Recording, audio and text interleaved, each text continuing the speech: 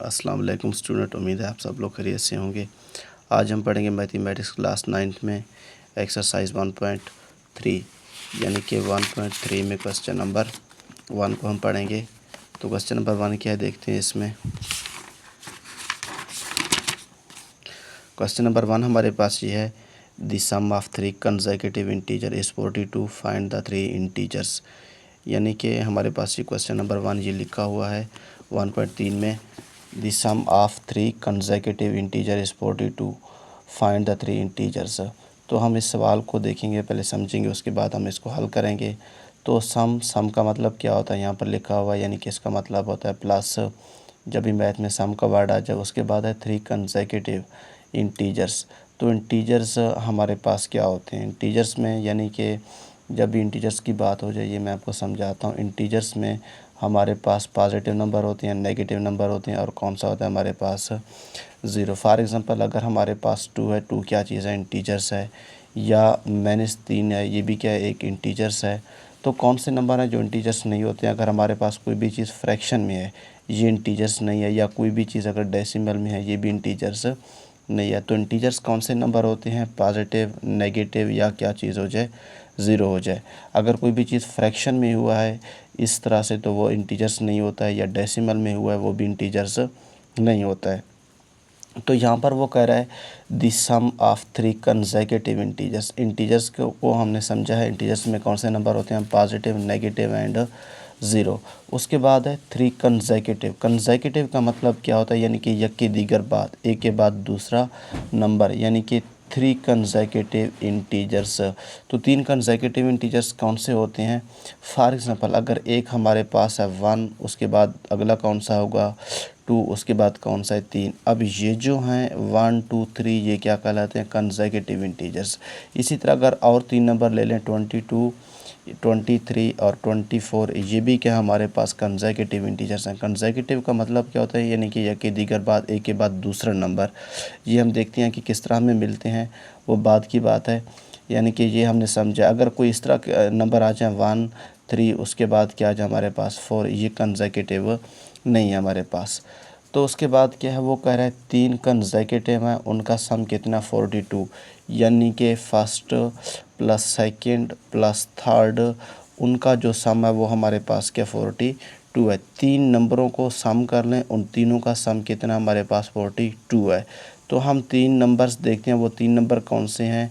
या तो positive number होंगे, या नेगेटिव होंगे, या क्या होगा, 0 भी हमारे पास हो सकता है। तो उन तीनों का सम कितना हमारे पास 42 है। Find the 3 integers. तो अब कंसेक्यूटिव इंटीजर्स निकालने का तरीका क्या होता है, ये मैं आपको समझाता हूँ। इधर अमल हम कर रहे हैं। यहाँ पर देखें, अगर मेरे पास 1 है, उसके बाद कंसेक्यूटिव कौन सा है 2, उसके बाद कौन सा है 3। अब ये कंसेक्यूटिव हमें कैसे मिलते हैं? अब 1 है, ये जो फर्स्ट नंबर है, फर्स्ट नंबर के साथ अगर एक नंबर जमा करें हमें सेकंड मिलता है, और फर्स्ट नंबर के साथ अगर 2 नंबर जमा करें हमें थर्ड नंबर मिल जाता है। देखें, फर्स्ट के साथ फर्स्ट पहला नंबर कौन सा है, 1, 1 के साथ एक नंबर जमा किया हमें सेकंड नंबर मिला है। अगर 1 के साथ 2 नंबर जमा किया हमारे पास हमें तीसरा नंबर मिला है। तो यहाँ पर देखें, हमारे पास कोई भी कंसेक्यूटिव इंटीजर्स हमें गिवन तो नहीं है। हमने 3 कंसेक्यूटिव निकालने हैं, उनका सम कितना होना चाहिए, 42। तो मैथ में अगर कोई भी चीज़ हमें गिवन ना हो, हम उसको क्या करते हैं, लेट करते हैं। तो मैं लेट करता हूँ। लेट हमारे पास 3 इंटीजर्स हम लेते हैं। फॉर एग्ज़ाम्पल मैं फर्स्ट इंटीजर ले रहा हूँ आपके पास x। First integer is equal to x। अब जो सेकंड इंटीजर होगा, अभी मैंने आपको ये समझाया है। मैंने कहा अगर पहला नंबर हमारे पास 1 है, फर्स्ट के साथ एक नंबर जमा करें सेकंड इंटीजर आ जाता है। अगर उसके साथ 2 नंबर जमा करें थर्ड आ जाता है। अगर पहला हमारे पास अगर फर्स्ट इंटीजर x है, तो सेकंड इंटीजर क्या होगा, यानी कि फर्स्ट के साथ एक नंबर हम क्या करेंगे, जमा। फर्स्ट अगर x है तो इसके साथ एक नंबर जमा करें। ये फर्स्ट इंटीजर हुआ है हमारे पास, ये कौन सा हुआ है, सेकंड हुआ है। उसके बाद हम निकालेंगे थर्ड इंटीजर। ये हम लेट कर रहे हैं। थर्ड इंटीजर क्या होगा, x प्लस 2। जो भी फर्स्ट होगा उसके साथ एक नंबर जमा करें सेकंड आ जाता है, अगर 2 नंबर जमा करें तीसरा इंटीजर आ जाता है। इसी तरह अप टू 1 जमा करते जाएं। लेकिन हमारे पास जो सवाल है उसमें हमें 3 इंटीजर्स हमें रिक्वायर्ड हैं, उनका सम क्या है, 42 है। तो यहाँ पर हम लिखते हैं अकॉर्डिंग टू गिवन कंडीशन, यानी कि सवाल में, क्वेश्चन में हमें क्या बताया गया है। क्वेश्चन में हमें ये बताया गया है कि अकॉर्डिंग टू गिवन कंडीशन या अकॉर्डिंग टू क्वेश्चन भी हम लिख सकते हैं। अकॉर्डिंग टू गिवन कंडीशन यानी कि स्टेटमेंट में हमें क्या गिवन है, स्टेटमेंट में ये गिवन है कि सम ऑफ 3 कंसेक्यूटिव इंटीजर इज़ 42। अब सम कर ले लें, यानी कि 3 कंसेक्यूटिव कौन से लिए, एक हमने लिया फॉर एग्जांपल x, उसके बाद कौन सा नेक्स्ट x+1, उसके बाद कौन सा x+2। ये देखें 3 कंसेक्यूटिव हैं, फर्स्ट इंटीजर, सेकंड, थर्ड, इनका सम हमारे पास क्या है, इज़। जब भी मैथ में इज़ का यानी कि वर्ड है जिसकी जगह हम क्या लगाते हैं, इक्वल लगाते हैं 42। तो देखें यहाँ पर ये जो x है वेरिएबल्स को आपस में सम कर लें, x प्लस x यानी कि ये क्या बन जाती हैं 3x, 1+2 क्या हो जाते हैं हमारे पास 3 इज इक्वल टू क्या हो जाता है 42। ये +3 है, इक्वल के साइड पर क्या हो जाता है -3x is equal to 42 minus 3। 3x is equal to 42, 2 में से 3 निकालें यानी कि कितने बच जाते हैं हमारे पास 39। उसके बाद देखें ये x के साथ 3 क्या है मल्टीप्लाई है, इधर क्या हो जाता है हमारे पास divide, x is equal to 39/3। 3 से जब डिवाइड करेंगे हमारे पास 3 1 दा 3, 3 1 दा 3, 3 3 क्या हो जाती है 9, यानी कि x कितना आ जाता है हमारे पास 13। तो देखें ये x आया, x कौन सा हमारे पास फर्स्ट इंटीजर है। अब ऐसे समझो ये फर्स्ट इंटीजर आ गया है, सेकंड इंटीजर हमारे पास कौन सा है, सेकंड इंटीजर है x+1। तो सेकंड इंटीजर हम निकालेंगे x+1, x हमारे पास क्या आया है 13, 13 + 1 इज इक्वल टू क्या चीज़ आ जाती है 14। इसी तरह हम थर्ड इंटीजर निकालते हैं, तो थर्ड इंटीजर क्या हमारे पास, थर्ड इंटीजर है x+2। तो x+2, x हमारे पास कितना है 13, 13 + 2 क्या है हमारे पास 15। अब देखिए तीनों इंटीजर हमने निकाले, एक कौन सा है हमारे पास 13, दूसरा कौन सा है 14 और तीसरा कौन सा हमारे पास 15 है। ये कंसेक्यूटिव है, देखें एक के बाद दूसरा नंबर 13, 14, 15। इन तीनों को अगर हम सम कर ले लें तो हमारे पास इन तीनों का सम क्या है 42 आता है। तो बेशक आप लोग लास्ट पे ऐसे लिख ले लें हिंस, यानी कि जो तीनों हमारे पास इंटीजर्स थे वो कौन से थे, एक 13, उसके बाद कौन सा 14, उसके बाद कौन सा है 15, यानी कि ये हमारे पास क्या है रिक्वायर्ड इंटीजर्स।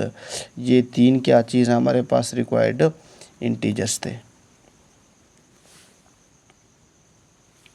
1.3 में इसी तरह क्वेश्चन नंबर 2 है हमारे पास, the diagram shows a right angle triangle ABC in which the length of AC is √3 + √5 centimetre. The area of triangle ABC in the form A3 का √ + B √5 centimetre where A and B are integers. यहाँ पर A and B क्या चीज़ है integers हैं। तो integers अभी हमने पढ़ चुके हैं, क्वेश्चन नंबर 1 में मैं आपको बता चुका हूँ। तो पहले हम स्टेटमेंट को पढ़ेंगे, उसके बाद हम समझेंगे क्या लिखा हुआ है यहाँ पर। दी डायग्राम शोज़, यहाँ पर ये डायग्राम हमारे पास गिवन है, राइट एंगल ट्राइंगल ABC। ये देखें एक ट्राइंगल ABC है, ABC ट्राइंगल राइट एंगल। तो देखिए हमारे पास राइट एंगल का मतलब क्या होता है, राइट एंगल का मतलब ये होता है यानी कि ट्राइंगल में एक साइड ऐसा होता है जिसमें यानी कि वो हमारे पास कितना एंगल बनाता है 90 डिग्री। तो यहाँ पर देखें ये यहाँ पर कितना बन रहा है एंगल हमारे पास 90 डिग्री। अब ये ट्राइंगल है हमारे पास ABC, लेकिन कौन सा ट्राइंगल है हमारे पास राइट एंगल ट्राइंगल है। क्यों, क्योंकि इसमें एक एंगल कितने का है 90 डिग्री का है। तो राइट एंगल ट्राइंगल कौन से हमारे पास ट्राइंगल होते हैं, ऐसे ट्राइंगल होते हैं जिसमें एक एंगल लाजमी कितने का होता है 90 डिग्री का होता है। In which the length of AC is √3 + √5 centimetre. तो यहाँ पर जो लेंथ AC है, A से लेकर के C तक, ये यहाँ से लेकर के यहाँ तक जो लेंथ है वो कितना हमारे पास √3 + √5 सेंटीमीटर। यानी कि लेंथ को हमेशा हम सेंटीमीटर या मीटर में शो करते हैं। तो यहाँ पर सेंटीमीटर लिखा हुआ है, इसका मतलब ये क्या चीज़ है, लेंथ है, किस चीज़ का लेंथ है हमारे पास AC का। द एरिया ऑफ ट्राइंगल, तो एरिया क्या चीज़ होता है, यानी कि ये जो हमारे पास जितना भी हिस्सा है ट्रायंगल का ये वाला, ये क्या चीज़ कहलाता है, ये कहलाता है हमारे पास एरिया। तो एरिया भी हमारे पास क्या गिवन है, the area of triangle in the form A3 √+ B 5 का √ centimetre where A and B are